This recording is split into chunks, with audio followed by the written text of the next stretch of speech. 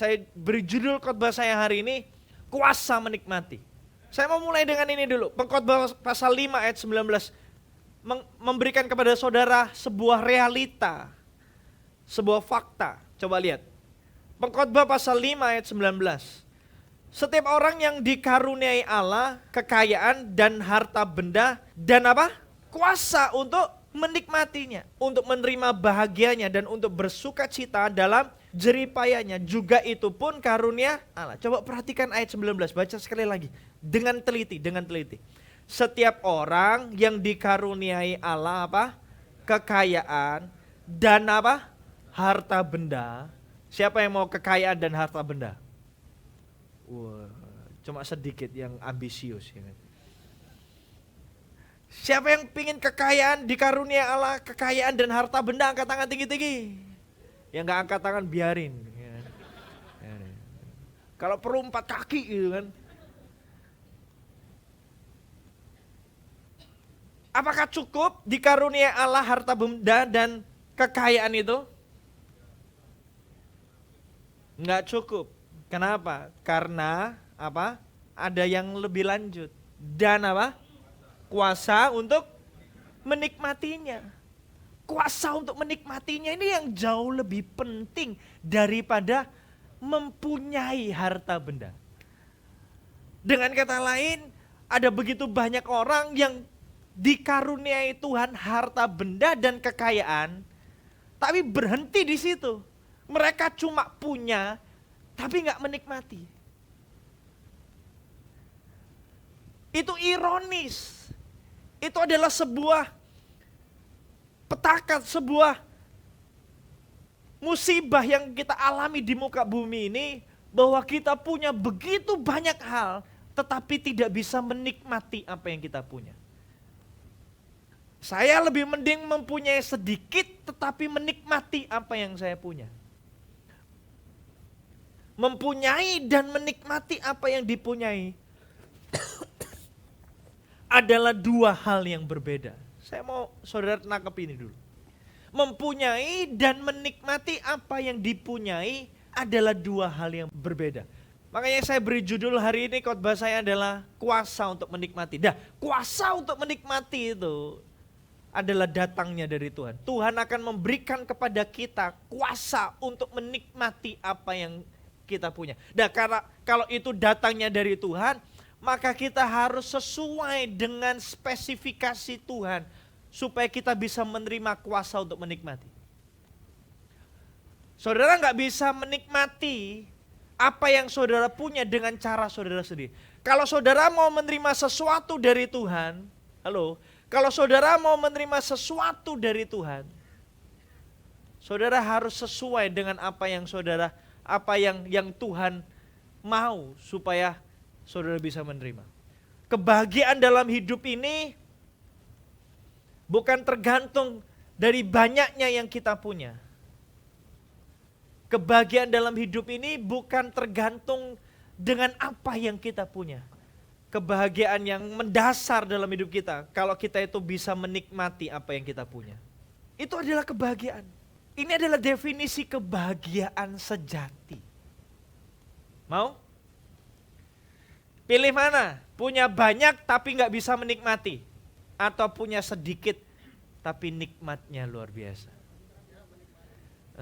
Gak ada, pilihan itu gak ada. Ini punya banyak tapi menikmati gitu, gak ada. Pilihannya cuma 2. Pilih mana banyak tapi gak bisa menikmati, atau dikit tapi bisa menikmati. Saya gak ngomong terjadilah sesuai imanmu, enggak, saya gak ngomong. Ya, karena buat apa kita punya semuanya itu, tapi toh kita gak bisa menikmati. Jangan kejar banyaknya, kejar kuasa untuk menikmatinya. Amin. Jangan sibuk mencari, mengumpulkan sebanyak mungkin sampai kita kehilangan tujuan. Sebenarnya buat apa aku punya semuanya ini kalau aku gak bisa menikmati? Kalau ada sesuatu yang saudara perlu kerjakan dalam hidup ini, bukan supaya saudara punya sebanyak-banyaknya. Bukan. Tapi kerjakan hidup saudara supaya saudara ada di kualitas yang Tuhan mau. Supaya Tuhan bisa memberikan kuasa untuk menikmati apa yang saudara punya. Kerjakan dengan sungguh-sungguh supaya saudara bisa menikmati apa yang saudara punya. Lah itu pertanyaan selanjutnya. Apa yang harus kita kerjakan supaya Tuhan memberikan kepada kita kuasa untuk menikmati apa yang kita mau. Tapi sampai sini kita sepakat dulu nggak? Bahwa yang lebih penting bukan banyaknya yang kita punya, tetapi yang lebih penting adalah kuasa untuk menikmati apa yang kita punya. Untung-untung yang kita punya banyak. Dan semua jemaat berkata,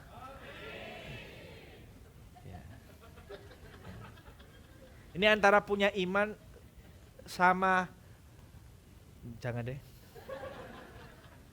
Saya merasa gagal. Amin. Mau menerima kuasa untuk menikmati? Coba lihat 2 Timotius pasal 6. Lihat. 2 Timotius pasal 2 ayat yang ke-6. Seorang petani yang bekerja haruslah yang pertama apa? Menikmati hasil usahanya. Ini firman Tuhan. Mau menikmati? Mau menikmati? Kata pertama yang muncul adalah apa? Kerja keras. Jadi kenikmatan, kuasa untuk menikmati ada hubungannya dengan kerja keras. Ini clue pertama dulu. Camkan ini dulu. Jadi kalau saudara mau menikmati sesuatu dalam hidup saudara, saudara perlu mengerjakannya. Makanya Elia disuruh apa? Bukan disuruh nganggur, tapi disuruh apa? Suruh kerja. Jangan anti dengan kata kerja. Kerja. Makanya Yesus berkata gini, sampai hari ini Bapakku masih bekerja. Jadi kalau kita punya Bapa yang masih bekerja, kita pun dipanggil Tuhan untuk bekerja. Kenapa? Karena kita tidak bisa menikmati sesuatu dalam hidup ini kalau kita tidak bekerja. Itu dulu.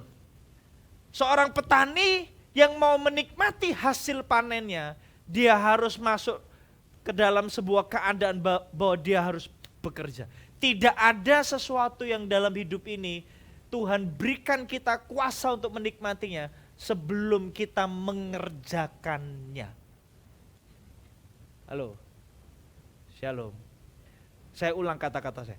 Tidak ada satu hal pun dalam hidup ini yang Tuhan berikan kepada kita untuk kita nikmati sebelum kita mengerjakannya. Sebelum kita mengerjakannya, kita tidak bisa menikmati apapun dari hal itu. Shalom. Pagi-pagi siang-siang ini diajak mikir, aman? Saya mau buktikan Kejadian pasal 2 ayat 15 dan 16. Ini pasti benar. Enggak salah pasti. Kejadian pasal 2 ayat 15. Pada mulanya sebelum dosa masuk.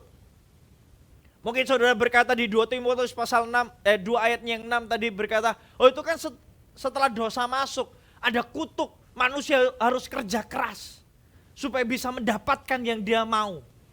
Gitu kan? Orang Kristen zaman sekarang kan kritis-kritis. Pendeta salah khotbah di roasting langsung. 2 Timotius pasal 2 ayat 6 itu kan setelah dosa masuk, Allah mengutuk tanah supaya manusia harus bekerja baru mendapatkan hasilnya. Dulu sebelum dosa masuk, nggak ada itu manusia kerja. Manusia itu loh dulu nganggur, cuma tinggal metiki pohon, nikmati semua kekayaan yang Tuhan berikan. Kerja itu datang karena ada kutuk atas manusia. Dan semua yang percaya berkata, ngawur itu.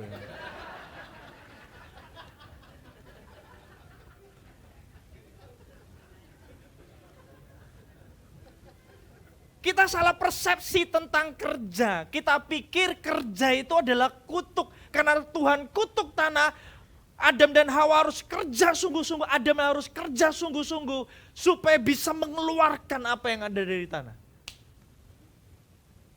Saya mau buktikan sama saudara bahwa pada mulanya enggak seperti itu. Ayat 16. Lalu Tuhan Allah memberi perintah ini kepada manusia. Semua pohon dalam taman ini boleh apa?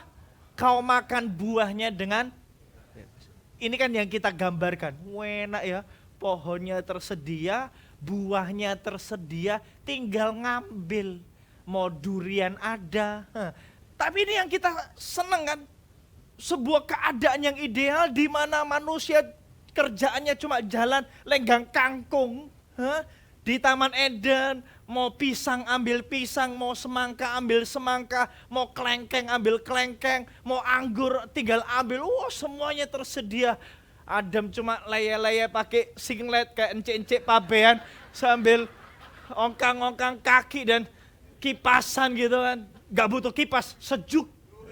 Apalagi gitu. Gak ada AC. Ini acara apa sih sebenarnya? Kok saya bisa dijawab gini? Ini acara apa sih sebenarnya? Ini ibadah kan ini ya? Saya nggak salah toh.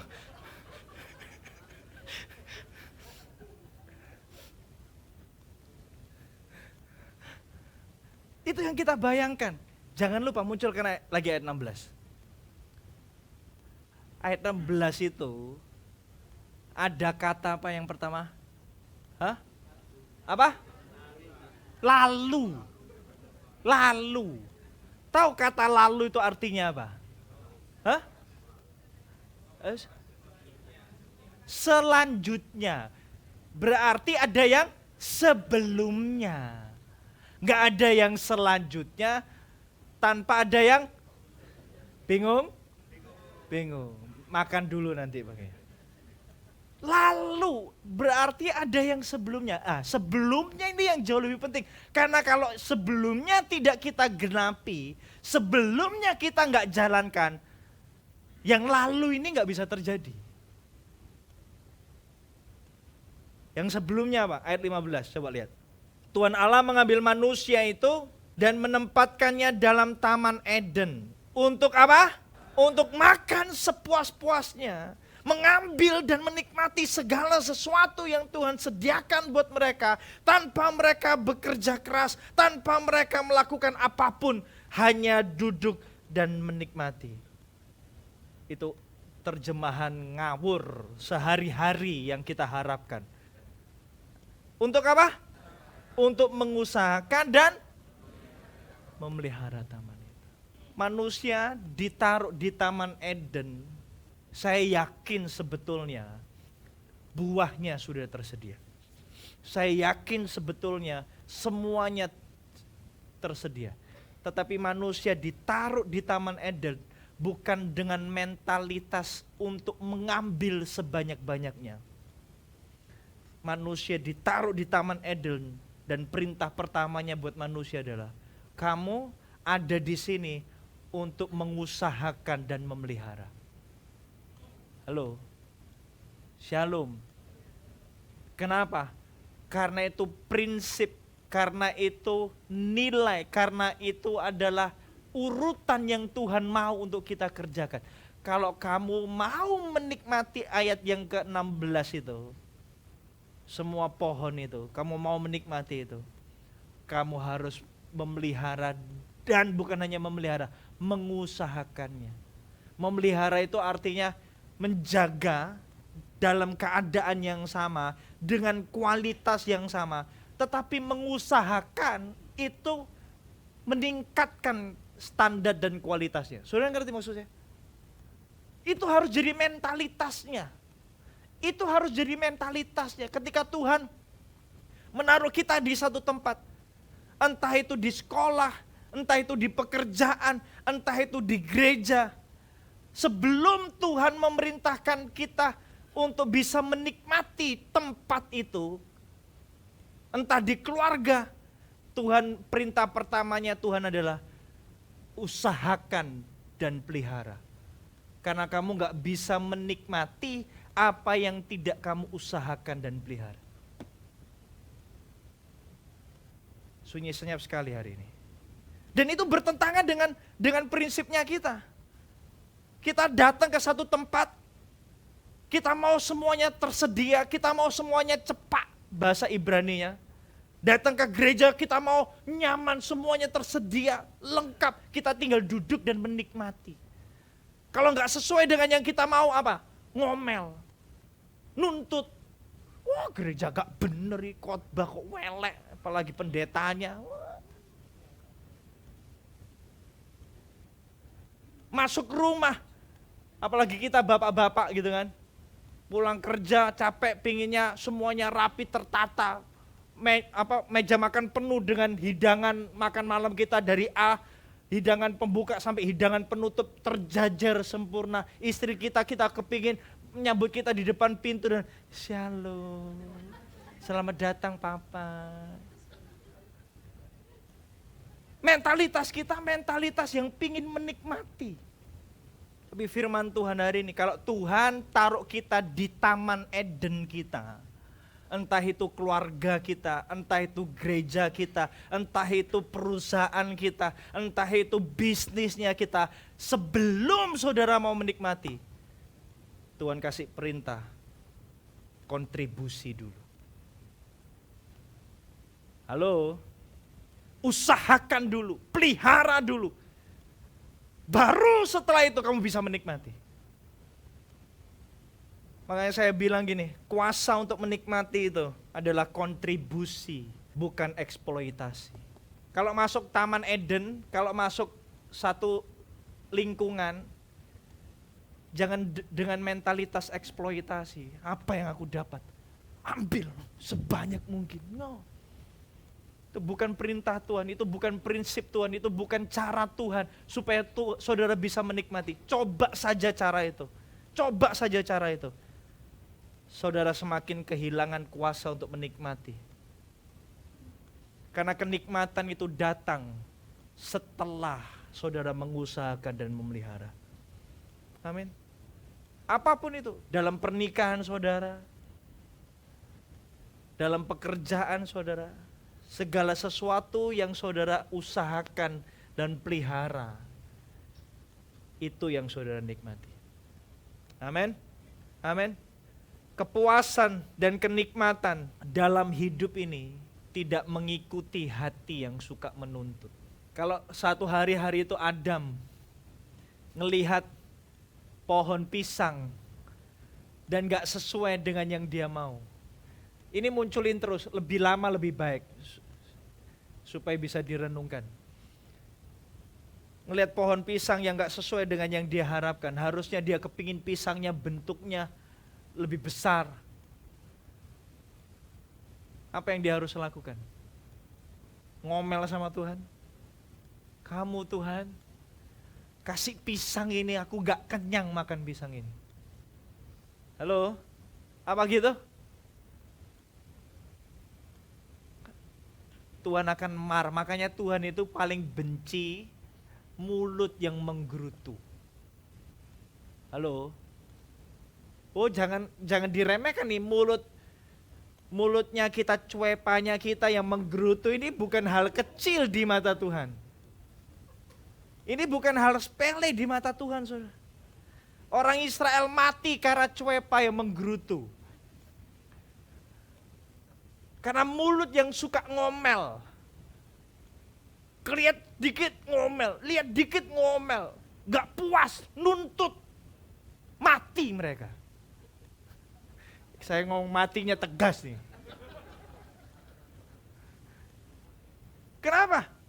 Karena Tuhan itu bukan pada mulanya, ada di hatinya Tuhan. Hatinya Tuhan tuh kalau kamu gak puas dengan satu keadaan, berhenti menuntut, tutup mulutmu, kerjakan dengan tanganmu. Sunyi senyap sekali nih hari ini. Siapa yang tidak puas dalam hidup? Angkat tangan tinggi-tinggi. Semua puas. Siapa yang gak puas dengan sesuatu dalam hidup ini? Berhenti ngomong, mulutnya dijepret. Karena mulut kita tidak mengerjakan apa-apa. Mulut kita tidak menghasilkan apa-apa. Tuhan mau berkata gini, oke, kalau kamu gak puas dengan keadaan ini, aku setuju dengan kamu, tapi kamu punya tangan, kamu punya pikiran, kamu punya kekuatan. Aku perintahkan kamu untuk kontribusi, bukan eksploitasi. Kerjakan apa yang kamu gak puas. Do it. Karena ketidakpuasan di hati kita jangan-jangan adalah sesuatu yang dari Tuhan. Gak apa-apa. Kalau Tuhan mau kita menikmati sesuatu yang lebih, kadang-kadang Tuhan akan kirimkan ketidakpuasan dalam hidup kita. Tapi jangan responi ketidakpuasan itu dengan mulut yang menuntut. Dengan mulut yang ngomel. Kalau kamu gak puas dengan sesuatu dalam hidupmu, kerjakan dengan tanganmu. Tutup mulutmu. Shalom. Sunyi senyap sekali nih hari ini. Kuasa untuk menikmati itu kontribusi, bukan eksploitasi. Makanya resep untuk bahagia saya tulis gini, ganti pertanyaan apa yang saya dapat dengan pertanyaan apa yang bisa saya bantu. Ini resep bahagia, ini kunci untuk menikmati kehidupan. Ganti, saudara gak akan pernah bisa bahagia kalau pertanyaan dalam hidup saudara cuma gini, apa yang saya dapat? Untungnya apa buat saya? Karena kuasa untuk menikmati tidak diberikan Tuhan dari pertanyaan itu. Tapi apa yang bisa saya bantu? Amin. Kontribusi. Kontribusi. Amin. Amin. Dan saya percaya kalau saudara berkontribusi, Tuhan akan memberikan hasilnya. Alkitab berkata kalau engkau menabur, kalau engkau menyiram, engkau akan mendapatkan tuaianmu. Amin. Tuhan akan memberikan kepada kita hasilnya. Walaupun pertumbuhan itu bukan datangnya dari kita. Tapi Tuhan gak akan mengingkari janjinya bahwa yang menabur, yang menyiram akan menuai hasilnya. Pasti itu. Nah, permasalahan datang selanjutnya adalah ketika kita sudah merasa nabur banyak, menyiram banyak, mengusahakan semuanya banyak, tapi gak sesuai dengan ekspektasinya kita. Gak penuh. Kita punya standar level hidup kita, kita merasa gak puas dengan semua yang kita kerjakan. Tuhan, aku sudah nabur, aku sudah kontribusi, tapi hasilku cuma segini Tuhan. Mana katanya orang yang menabur, orang yang menyiram akan diberikan kepadanya kuasa untuk menikmati. Segini Tuhan, gak cukup, gak nyucuk dengan usahanya. Halo, pernah ngalami gini? Shalom, ada yang pernah ngalami? Sudah nabur banyak, sudah nyiram banyak, hasilnya gak sesuai. Nah masalahnya gini, hasil kita sudah belajar, itu di luar kendalinya kita. Kita gak bisa kendalikan, karena hasil itu datangnya dari Tuhan. Tuhan yang kasih kepada kita. Tangannya yang bermurah hati, yang akan memberkati kita sesuai dengan yang Dia mau. Sesuai dengan yang Dia mau. Naburan kita sesuai dengan yang Dia mau. Dia hitung betul. Berapa ini?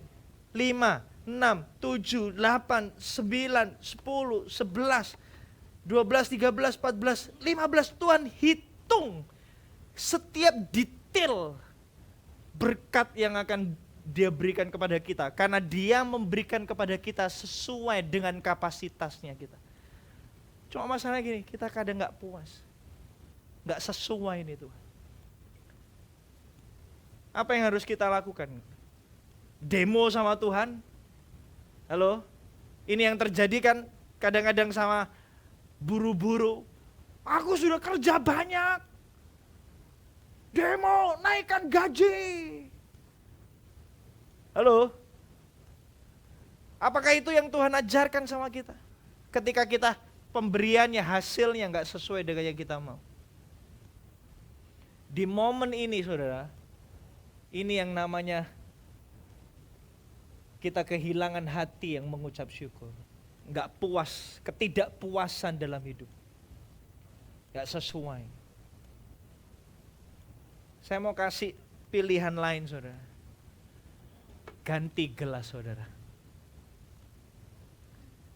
Ganti standar rasa cukup saudara, ganti.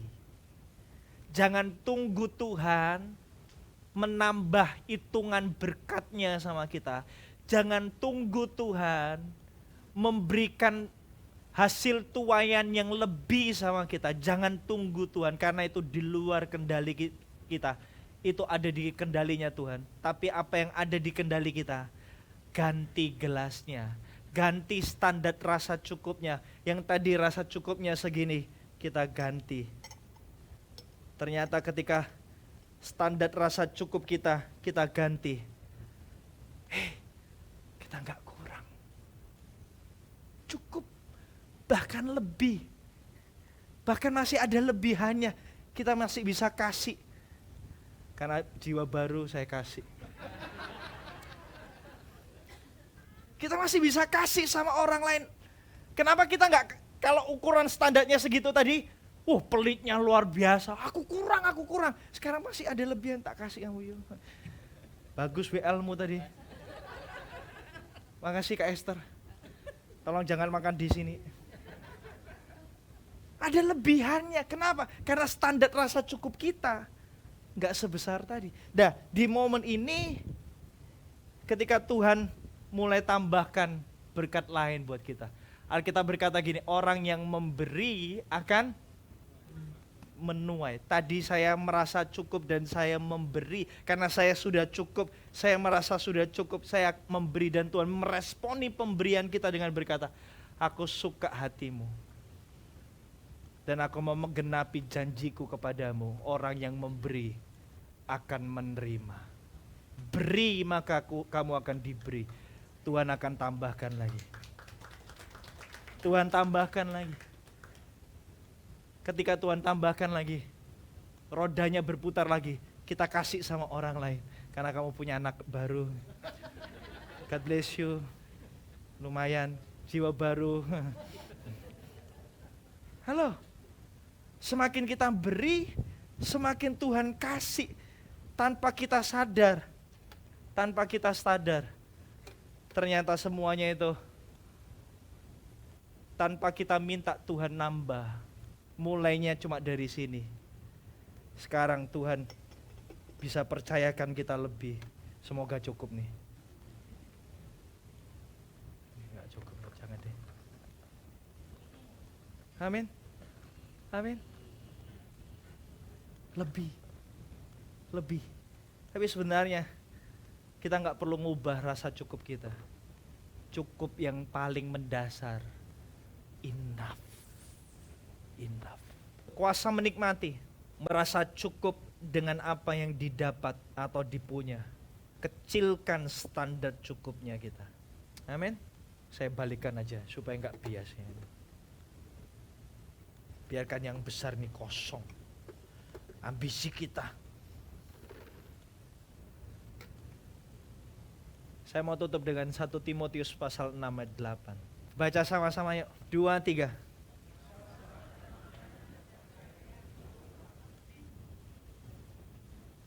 Yang membuat kita gak cukup itu merek pakaiannya.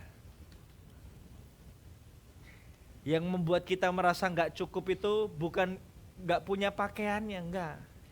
Yang merasa kita gak cukup itu bukan gak punya makanan, enggak. Jenis makanannya. Halo, shalom. Asal ada makanan dan pakaian, cukuplah itu. Saudara bisa menikmati hidup saudara kalau saudara merasa diri saudara tercukupi. Kapan saudara merasa diri saudara tercukupi? Kecilkan Asal ada makanan, asal ada pakaian, asal ada tempat tinggal untuk aku berteduh di malam hari. Cukup itu. Amin. Amin. Jangan gede-gede dalam hidup. Jangan terlalu besar standar rasa cukup saudara dalam hidup. Kecilkan. Amin.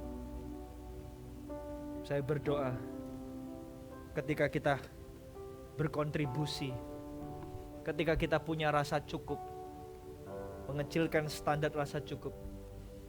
Saya berdoa Tuhan yang memberikan kepada kita apa yang kita punyai, harta dan kekayaannya. Tuhan juga memberikan kepada kita kuasa untuk menikmati apa yang kita punya. Kontribusi, cukup. Dua hal itu akan membuat kita bisa menikmati apapun juga. Apapun. Amin. Datang dalam satu tempat bukan dengan tuntutan, tapi kontribusi.